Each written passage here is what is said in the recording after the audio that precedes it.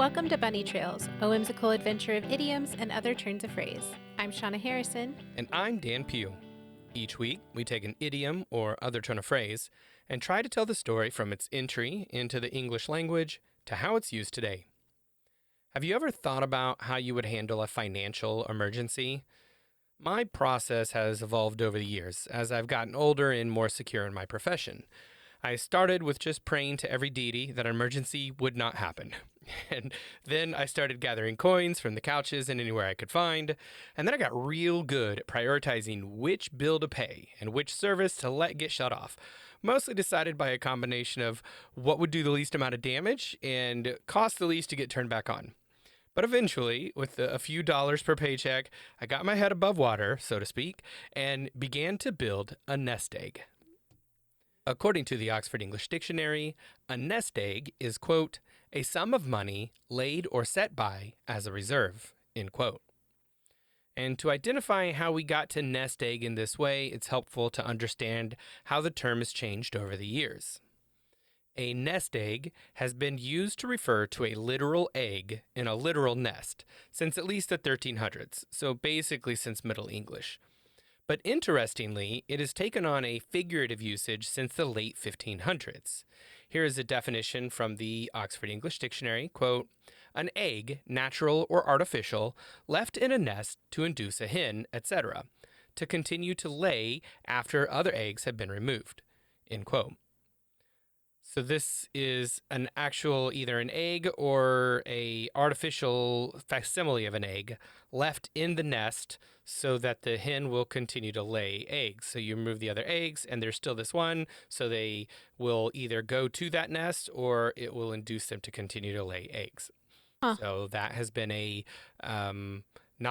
since it can be artificial, it's not like a literal nest egg. It can be a facsimile of a nest egg, but that usage has been around since the 1500s. And I find this to be an interesting take because you basically place the egg in the nest and the hen just keeps laying more eggs. And it, like I said, it could be artificial. And so by the 1600s, this style of nest egg had broadened out to be anything serving that function. As the OED notes here, quote, something displayed or serving as an inducement or a decoy, end quote.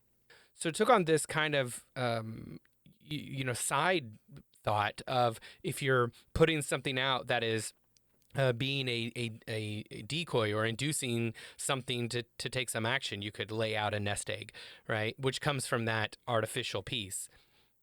Here is an example of this figurative definition from the work The Righteousness Evangelical by Jeremiah Taylor, the Bishop of Down and Connor. This is a selection of sermons delivered at Christ Church in Dublin. The collection was published in 1663, but our passage comes from a sermon delivered August 10th, 1662. Quote, if you would be in the state of liberty by the sons of God, that is, that you may not be servants of sin in any instance, be sure in the mortifications of sin, willingly or carelessly, to leave no remains of it, no nest egg, no principles of it, no affections to it, end quote. Okay. This is like really interesting because I just didn't know this piece of this phrase or this term. It's really wild. Well, in this figurative usage here, the bishop is imploring the reader to remove sin from their lives and not leave it to as motivation to grow, as leaving a nest egg under the hen would encourage her to lay more eggs, right? So to remove the nest egg would be to remove that motivation, or in this case, that temptation, which I think is really interesting because we're talking about now removing that inducement, right? I think that's a really cool way to see this particular thing evolve, this phrase. Nest egg, I will also say, was a very common trope of the mid-1600 Christian writings. It makes sense, as many people would have understood the concept of leaving a nest egg in with the hen, and so the metaphor of removing the nest egg from Satan's grasp would make sense, right? And I saw one 1660 work that referred to hypocrites leaving a nest egg for Satan to sit on, which conjured some really silly images in my head of Okay. the almost anthropomorphic, cartoonish, demon-esque figure with the pitchfork and the the pointy beard, and stuff, and horns and whatever, and the little tail with the little forks at the end, and yeah, and Yeah. him just uh, sitting on like an ostrich egg or something. And he looks just very frustrated to be there. That's what I imagine. That's perfect. Right. So another work of the same time frame, 1660s, A Way to Get Wealth, and this was by Gervase Markham, also talks about gathering the eggs and leaving the nest egg in place to encourage more egg laying. And this, as the title would suggest, would build wealth. And it is likely from this concept of a nest egg for the hen, encouraging the wealth of eggs, that led to anything being a stand in for the nest egg, proverbial speaking, as long as it encouraged growth. And that is one of the ways we reuse the phrase today, something that is set aside as a reserve. The part about encouraging growth is still often applied when we mention a nest egg, but sometimes that part gets dropped, and simply having some money or other wealth put aside could be referred to as a nest egg, even if it's not growing.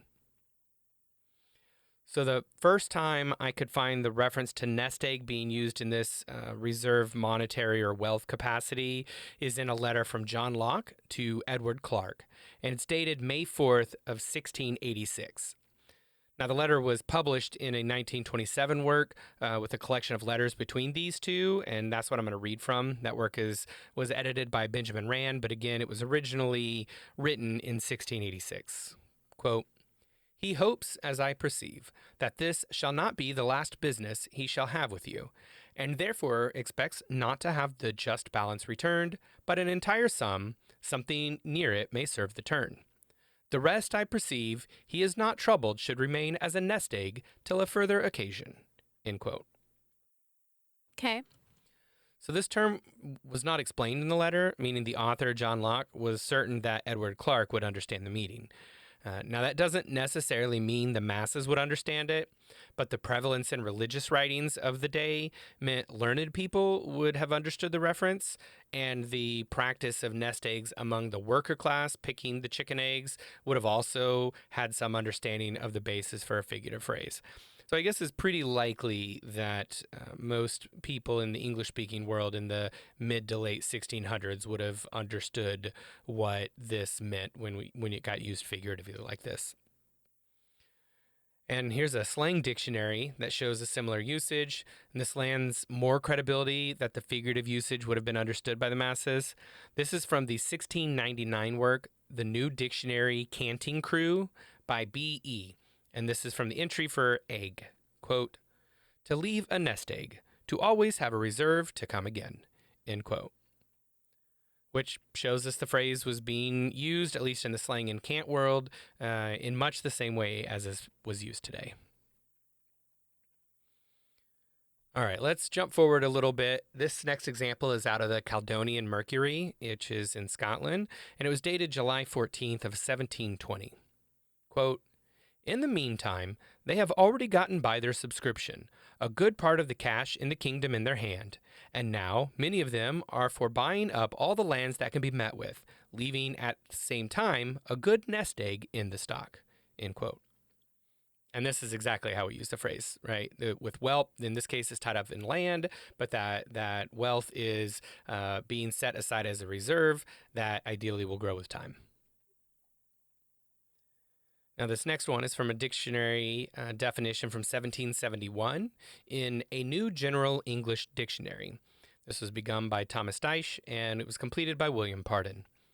And the entry for nest egg notes it's a slang term, though it is in a proper dictionary now, and says, quote, a reserve or store of money, etc., laid up against some extraordinary time or accident, end quote. So much the same way we would say here, you've got it stored in reserve, and they call specifically that this is set in a reserve for some sort of financial situation where you need money or wealth, credit of some sort in short order.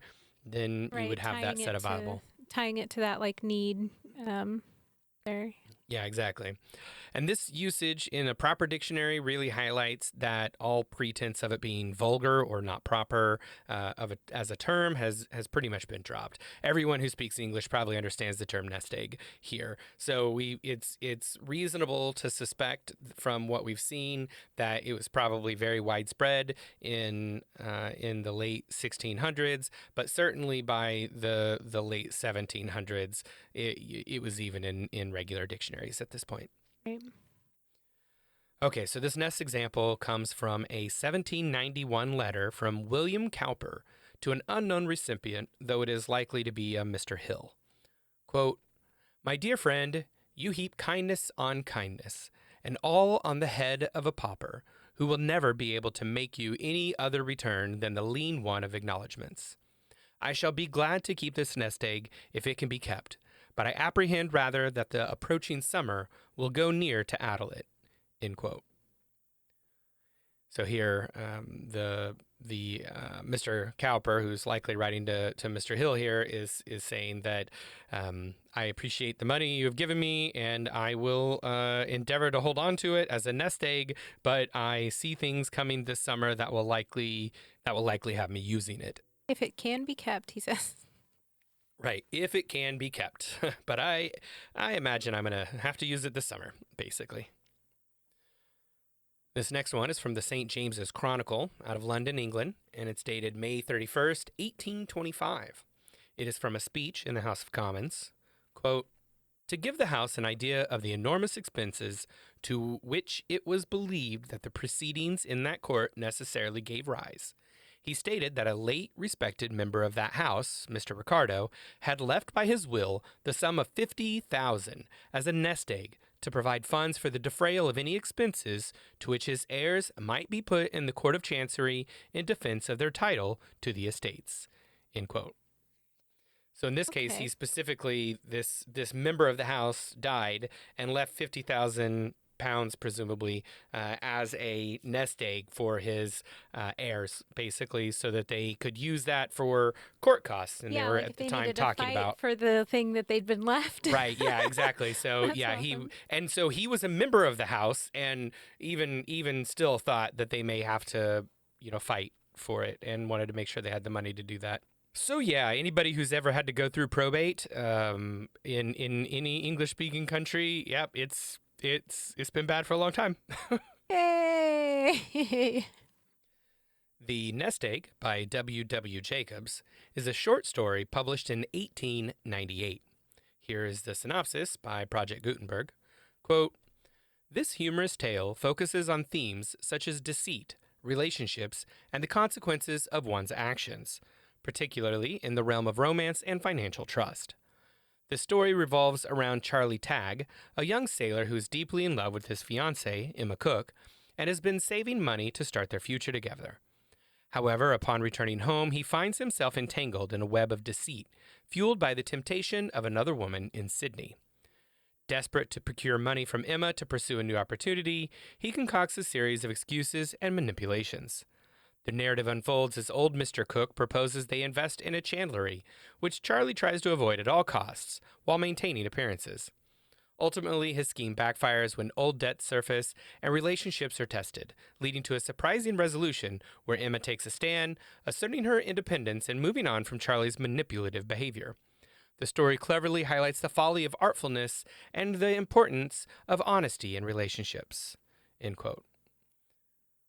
The folly of artfulness?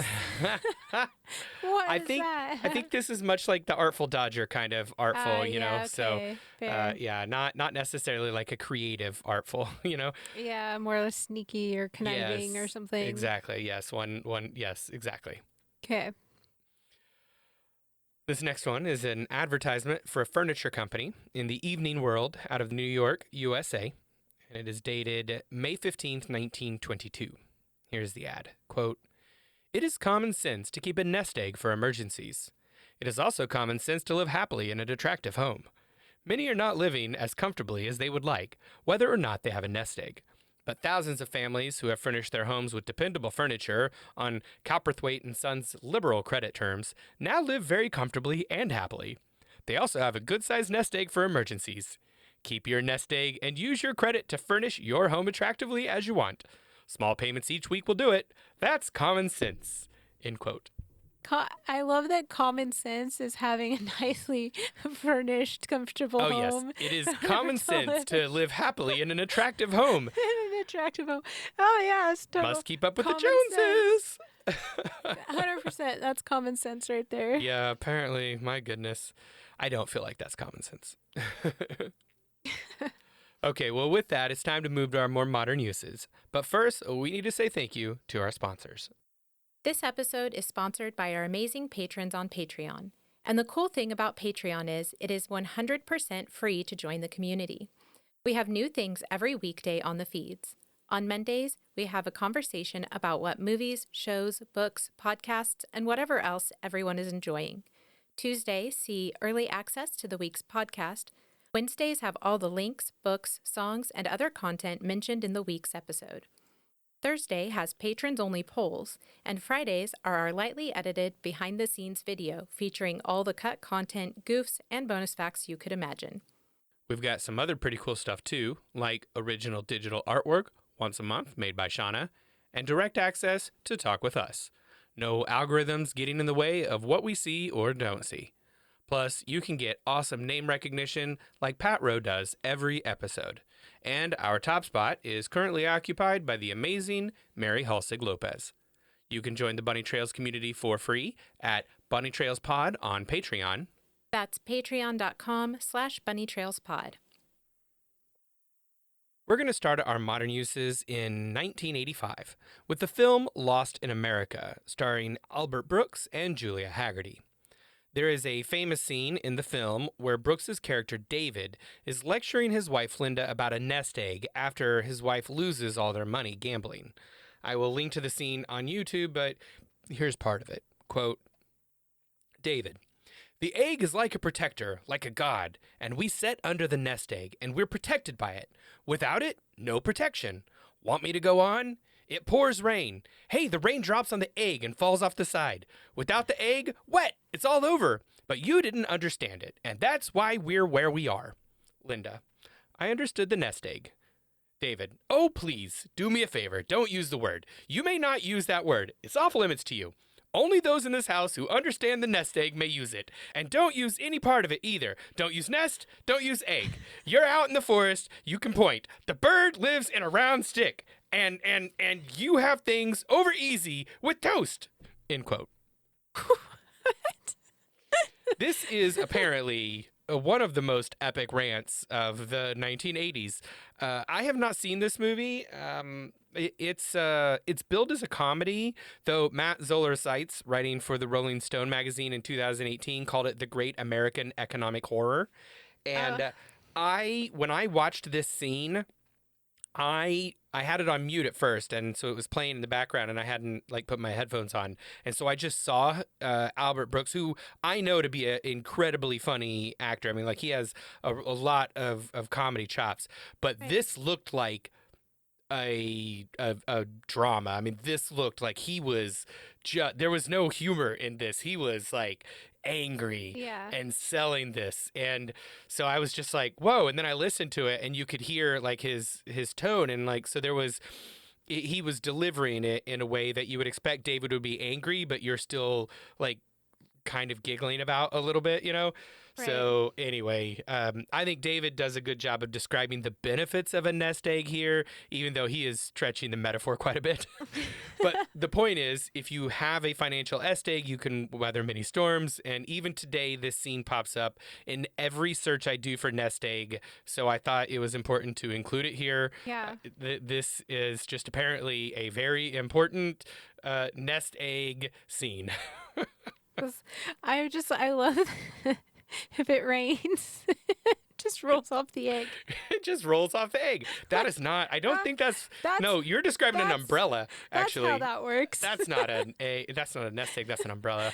Anyway, okay, well, I don't know. Maybe in his head he's just got the half of the broken eggshell or something, and they're hiding under it. I don't know. He's like, only those who understand. Oops. The bird lives in a round stick, and you have things over easy with toast. You're not allowed to use either part of that. Oh my goodness. All right. Well, Nest Egg is a song by the Phoenix Foundation off the 2005 album Pegasus. Here are the opening lyrics. Quote, "Our nest egg may be rotten and all our dreams forgotten, but I am not downtrodden, I'm a floatin'. And you might say I'm a driftin', just a sifter out siftin', but the point is listenin' on the way." End quote. So this is a song about things that are going poorly, but they're trying to make the best of it and trying to rise above the situation. Yeah. Now, I'm going to use one financial book as a stand in for the literal hundreds of books that use nest egg in the title. Uh-huh. So, this one is Pensionize Your Nest Egg: How to Ooh. Use Product Allocation to Create a Guaranteed Income for Life by Moish Milvesky, Alexandra McQueen. And it's a 2010 self help book focused on financial health. Here is the synopsis from the publisher. Quote, "Pensionize, TM. Verb 1. To convert money into income you can't outlive. 2. To create your own personal pension, a monthly income that lasts for the rest of your natural life." With the subpar performance of the markets, record high personal debt levels, and shockingly low savings rates, it's clear that many Canadians expecting to retire in the next decade simply won't have a sufficient nest egg to ensure a worry-free retirement. Making matters worse, only about 1/3 of Canadians currently belong to a formal or registered pension plan, and even a large number of that lucky third will not retire with a guaranteed pension income. If you no longer have the time to wait and hope for your traditional investments to pay off, the answer is to pensionize your nest egg using a new technique of product allocation set out in this book. End quote. Wow. I picked it because pensionize mostly is an interesting word. I mean, I know what a pension is, right? That's an amount of money you get in retirement for time served, you know. But I definitely have never heard it used as pensionizing something, so quite interesting. I'm also not really a fan of self help books as they tend to be heavy on concepts and light on actionable steps. Maybe this one is different. I doubt I'll be reading it, so who knows? But it does capture one common way nest egg is used in the English speaking world, with wealth set aside as a reserve that keeps growing, just like we've used it for 400 years, and frankly, the predominant way that we see it used in the book space over the last 40 years. But now I'm going to point to two exceptions to that trend. The next one that we actually have mentioned before in our episode about all your eggs in one basket. This book is the one that made me think about nest egg as an episode because it combines the two phrases together. All in One Basket, Nest Eggs by Deborah Devonshire, which is a 2012 book that combines the best reflections from two of her earlier books, Home to Roost and Counting My Chickens. It is described by the publisher as, quote, entertaining, instructive, thought-provoking, and hilarious, end quote. So the nest egg here is less about wealth and instead about something far more valuable. These nest eggs are the author's tidbits of wisdom from her own life and observations that the reader can hold in reserve for when that insight would be helpful. Okay. I kind of like that. It's like tuck this away for, Yeah, tuck it away for a rainy day. exactly. Another book that takes a different take than just monetary wealth is Nest Egg by Josie Avery. This is a 2019 cozy mystery book and the first in the Aloha Chicken mysteries. Here's the synopsis from the publisher. Quote, Saffron Sky has inherited a little piece of Hawaiian paradise. Only it's filled with the leftovers of her late uncle's life and overrun with his enormous flock of chickens. When her new friend, the oldest man in town, dies, no one else finds it suspicious. But as the town's newest poultry keeper, Saffron recognizes foul play when she sees it. Saffron is a tetrachromat and can see colors nobody else can see. If only she could do the same with killers. To find the culprit and the victim's hidden fortune, Saffron will have to look in some surprising places. Even her new flock will lend a wing. With scrumptious island food galore and two handsome men vying for her attention, Saffron has to focus, crack a few eggs, and crack the case.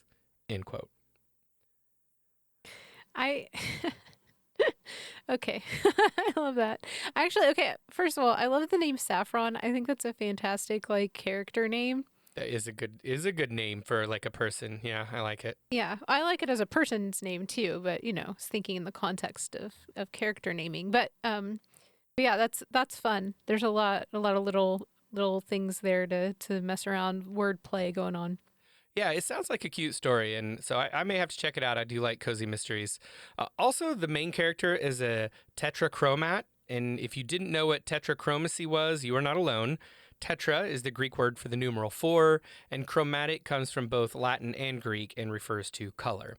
In this case, tetrachromacy refers to a person with 4 types of cones instead of the usual 3 in their eyes, allowing them not just to see the millions of colors that most people see, but instead see billions of colors. It may be quite rare and apparently only happens in biosex females. And as someone with a color vision deficiency myself, the whole idea of that many colors is wild to me, which led me down a whole bunny trail about it. So we're going to look more into tetrachromacy in our behind the scenes video, which airs every Friday on our Patreon. That's patreon.com/bunnytrailspod. Little Nest Egg is one of the 16 possible endings for the 2020 video game Completing the Mission, which is the 6th and final game in the Henry Stickmin series. It's available on Steam. Nest Egg is also an achievement you can earn in the 2021 video game Psychonauts 2. You can earn this achievement by completely filling your Astral Wallet, thus creating a nice little nest egg for your gameplay. Psychonauts 2 is available on a variety of consoles and other platforms. And Nest Egg is a short film released in 2025 and directed by Merva Kolacharch. Here's the synopsis. Quote, driven to gain control over her body and reproductive rights, an artist documents her procedure of human ox-tight cryopreservation, freezing her eggs. Her story tracks the medical and emotional impacts while addressing the position of the artist in society in relation to traditional family structures.